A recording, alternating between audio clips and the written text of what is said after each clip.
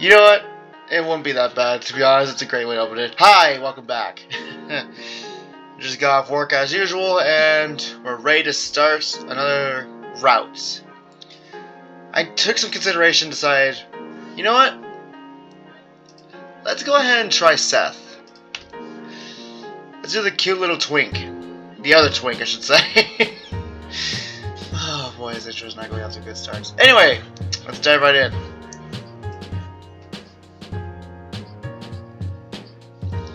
The young feline rider seemed interesting. He said he'd be heading to the library today. Maybe I could still catch him. He said that the day we met him, and at that time, we literally just ditched him and we fucked the bartender instead. God. Funny to think about certain things. Hello? Hi, it's Mint from Amorous. You mentioned I should give you a call today since it just rolled out of bed. I figured now was a good time in as any. Mintz? Oh, right. The interviewee. I'm glad to hear you call back. I just... Whoop! Okay, I'm okay. I'm just on my way to the library now. It's a great day for a stroll. Jeez! Loud thud on the end of the phone was followed by some muttering and grunting. Apparently I distracted him in the middle of something. Was this a bad time to call? Sounds like you're having some difficulties there. No. I just had a few books I've been meaning to return before they became overdue. You know, sometimes I think the only reason the library stays open is because of the fees I wind up paying. I take it you're a fairly avid reader as well? Definitely! One can't expand one's horizons enough. I'm just about to head inside. Do you want to drop by and meet in the lobby? Sure. Shit, I missed. I fired again, and then I missed, and then I fired, and I fired. I missed. I missed both times, and then I fired, and then I missed. This went on for several hours. Then I fired, and then I missed. Alright, that's enough quoting Game Bros for now. Sure, let me just get reasonably decent and I'll pop right over. Oh, you never told me when the reading was. Oh, we didn't miss it. Reading? Oh no! What time is it? Got to the clock, I saw it was a little after 10. After I mentioned it to Seth, he seemed to calm down. Phew, sorry about that. I get a little too deep into my own head sometimes. The reading's at noon in the community room. We've got plenty of time. Good. Well, I've got nothing planned this morning, so I'll just drop by since you'll already be there. Excuse me. Said goodbyes as I tried not to flinch every time I heard another book drop at the other end. I hopped out of bed to get dressed. Jesus, this man is clumsy. How many books has he dropped? By not needing to rush, I did feel a little concerned about making him wait. I skipped up some clean clothes and got myself as close to presentable as possible. That's all you can do. Chloe was stumbling about around in the kitchen, and bleary-eyed and in nothing but his underwear. As I was heading towards the door. Thank God he's at least wearing something. Goddamn. And where are you off to in a rush? Just meeting someone. Found an interesting guy at the club last night. He invited me to an event. Ooh, first date, huh? You said that last time. You literally said that last. You know what? We'll just pretend Jack's never happened. Does that mean I'm sure? Does this imply that I'm technically trying to gather a harem? Oh my god. I'm gonna have a harem of men. And just one woman, I think. Possibly a woman. Just one. Don't get started, little brother. I heard everything that happened last night when you and your friends got back here. Okay. Have fun, but I expect a full report. I promise. We'll dish all about him later. Later's good. Right now I need coffee and a shower. Good, get the fuck in there and leave me the hell alone. Chloe followed his beak back into the kitchen as I made my way out the front door. It's kind of weird weird background to see this, but whatever. True to his word, Seth found us a couple of seats close enough to enjoy the reader, but not in immediate view. Everyone else was getting settled in, so I managed to make it to my seat with the minimum fuss. Seth beamed at me before turning his attention back to the front of the room. The dew had settled on the lawn just outside the front door, glistening in the last few rays of moonlight before the sun crested the horizon. I didn't know what was being read or who the author was. The placard just outside the room was a few bits of information on it, but nothing that rang a bell. Seth chuckled quietly, likely due to my confusion and expression. His name is Nick Kovov. He's my favorite for a light read. Blue was the color of the clouds, and the same unwashed crimson spilled in the rivulets across the floor before him. It was a body emptied of life, a life empty of meaning.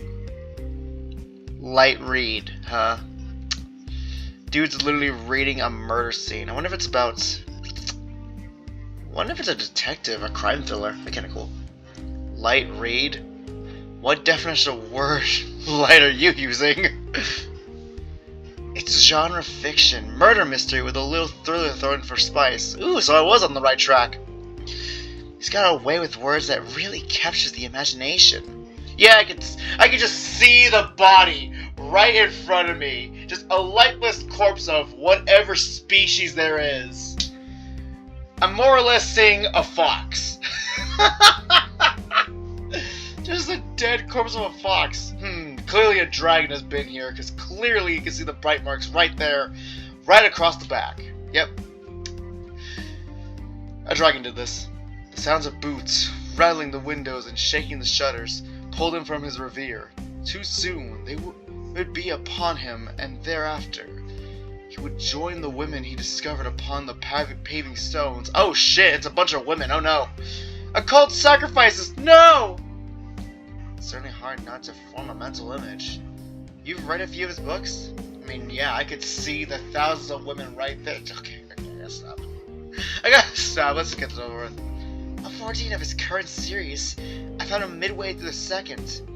So I got some insights I shouldn't have into the first. It ruined the mystique for me, and I hadn't been able to bring myself to try reading them. 14? How many is he reading in total? Oh, about 28 or so.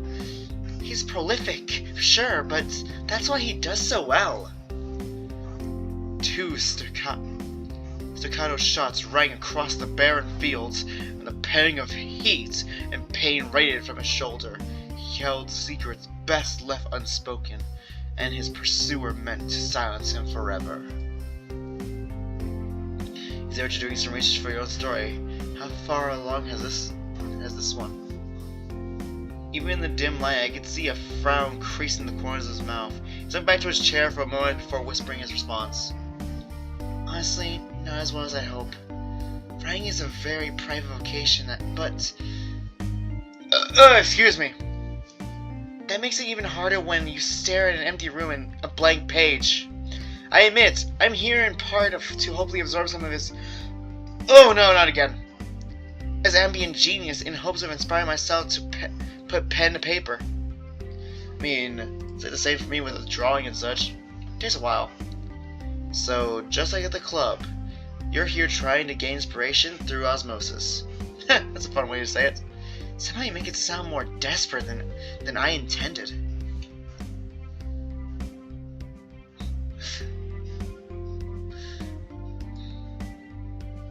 If you're looking for a sounding board, just some inputs, I'm more than happy to help you out with that. Honestly, I've been told I'd come up with some pretty interesting ideas, so yeah. Really? I mean, really? His eyes were wide with what I could only assume as excitement as I nodded. He was cute, intelligent, and interesting. Why not take some time to help him out? Maybe he even put me in the forward. This is fantastic. Why don't we go grab some lunch out of this? My treats. It'll give us some time to think above a whisper. Sounds good. I didn't have a chance to grab anything before I headed out the door. His grin was infectious. And I couldn't help but smile before he turned back, settled into his seat. He was really excited at the prospect. Who knew it would be that easy to get a lunch out of him? Far worse than the iron bars and rain-sickened concrete of the cell was the knowledge that escape would be impossible. Beyond those walls, he was a hunted man, and only with their icy embrace could he hope to live another day. Seth nudged me as applause rolled through the room. I guess I hadn't been paying much attention as I thought. Oof. Well, so far, it seemed like the detective kind of got arrested and such. And, yeah. I'm pretty sure all those dead bodies, the killer was never caught, we're fucked. In other words, we are fucked. Royally screwed. There's a killer out there killing women. Anyway, the two of us made our way through the crowds and back out to the lobby. It was there that I noticed a small wooden table with a pile of books on it, the author's picture on the stand.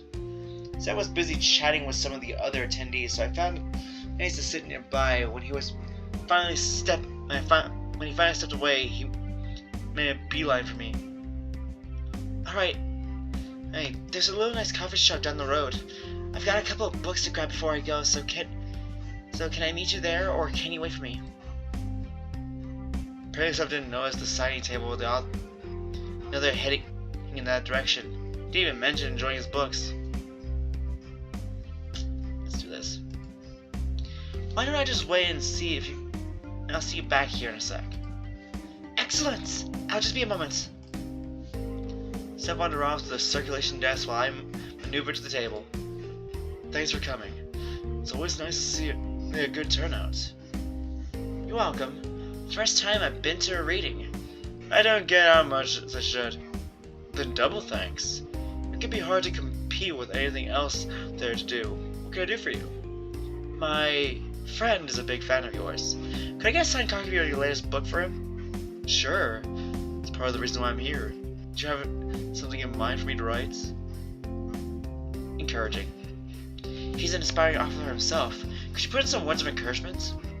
Of course. Just tell him not to steal my audience. I have to eat too. He took and jotted down a few inspirational words before setting his name with a flourish. After I'd paid, I slid the book into my coat to keep it out of sight for a surprise. Thanks again for coming. I've got another reading later in the month. Hope to see you and your friend there. I'll mention to him. Thanks again. Back! Hopefully I didn't keep you waiting too long. Not at all. Shall we get going? Seth and I and the two of us ducked out to the front door and into the streets. I had to juggle the book a little to keep it a secret, but Seth was so engrossed in talking about reading, it wasn't too difficult. Oh, we're back here again! All we're missing is just the sight of a frickin' zombified lizard. Or chameleon, I don't remember what the fuck it was. It's just right there in front of us. Today we're getting a twink. Another twink. The coffee shop was a nice little place, cozy and inviting. We settled into the table, we grabbing a coffee each, and a scone. I barely had time to take the first bite when Seth produced a number of notebooks. My writings are a little scattered. I tend to just grab what I have handy to jot down my thoughts. I need to finish my coffee first. Well, seems to me that first thing to do would be get organized. You've got a bunch of bits and pieces, but have you considered what you want to do with them? I was thinking maybe something involving the main, but I could always bring a... That sounds like a no. I just don't quite have my thoughts together. It's not as simple as that, you know. There has to be some... Seth, no is okay. No is okay. No doesn't mean that there isn't something to work with. It just means that you don't yet have a direction. Wasn't that the reason you wanted to do this? You're right. Sorry. It's easy to get lost in my head, I suppose. Writing seems to be a really important thing for you. What got you started? Reading mostly. I've always been a little bookish, and while I enjoyed so much of my time in other people's worlds, I wanted to make some of my own. Same for me. I assume you aren't just a writer. since you're still working on a book. What else do you do with your time?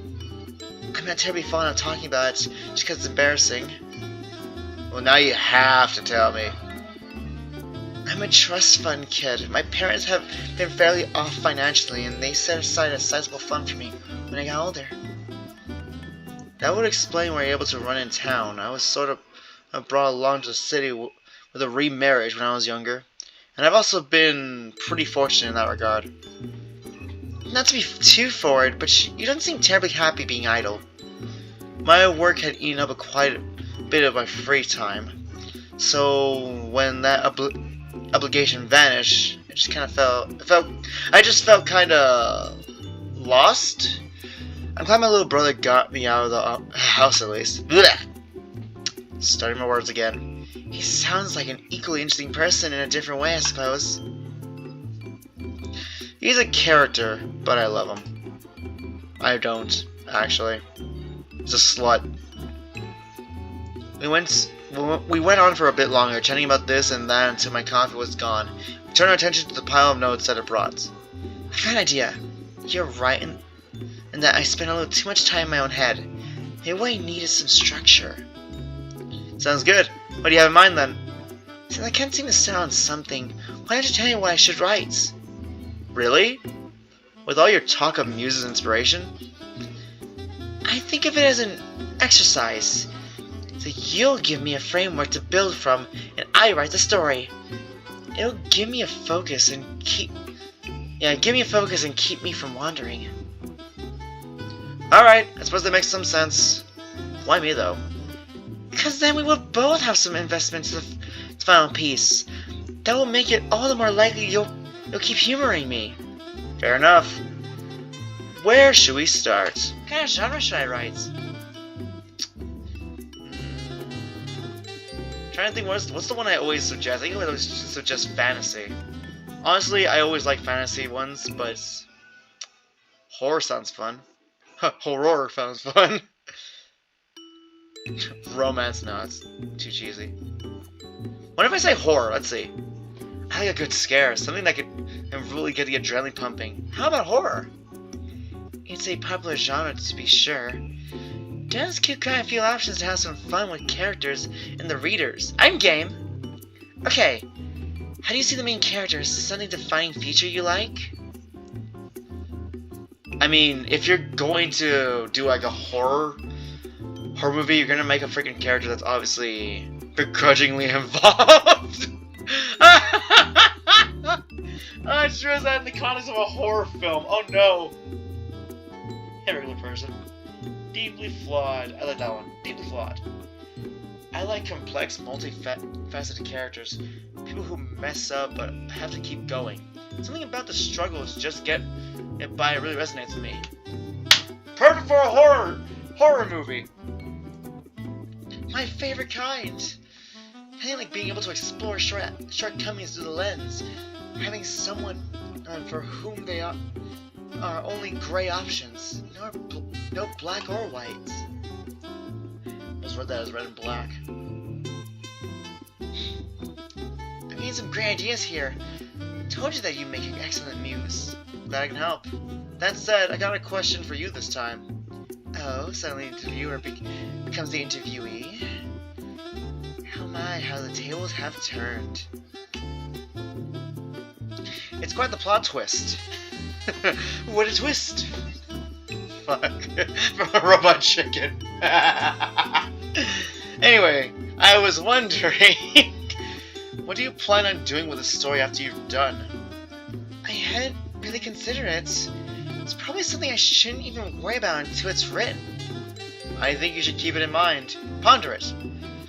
I also think that you should keep those... So, how can I help you? Thanks, Resnick. Thanks. Fuck. Ponder it. I also think that you should keep those notebooks away. Let this story build itself. You'll be less inclined to overwhelm yourself. Fair enough, but I reserve the right to call you to the instant it's done. I'll need your eyes on it as soon as it's out on the printer. It's a deal. Looking at the clock, I noticed we'd already spent quite a while chatting back and forth. Despite not having a set schedule of my own, I figured Seth may have had other places to go. Well, it's afternoon already. I don't think I can keep you. I mean, if you're busy. I should get to it. The fresher the ideas are in my head, the more likely I'll be able to actually keep with it. Fair enough. Anyway, he smiled at me for a moment before we both, gained clearly the table. What the fuck? Standing up and tucking in our chairs. Mint, thanks again for this. It's the most motivated I've been in a while, and it was good to spend time with you. Same here. You're a very interesting person to be around, Seth. It's a nice change of pace. Only interesting? Not at all. You are also extremely adorable and sweet when you aren't wrapped up in your own thoughts. I'll still take the compliments. Thanks. You got my number, right? Give me a call if you have any questions or if you'd just like to chat. I think so? You called me, right? Yeah, let me just write it down so you don't lose it.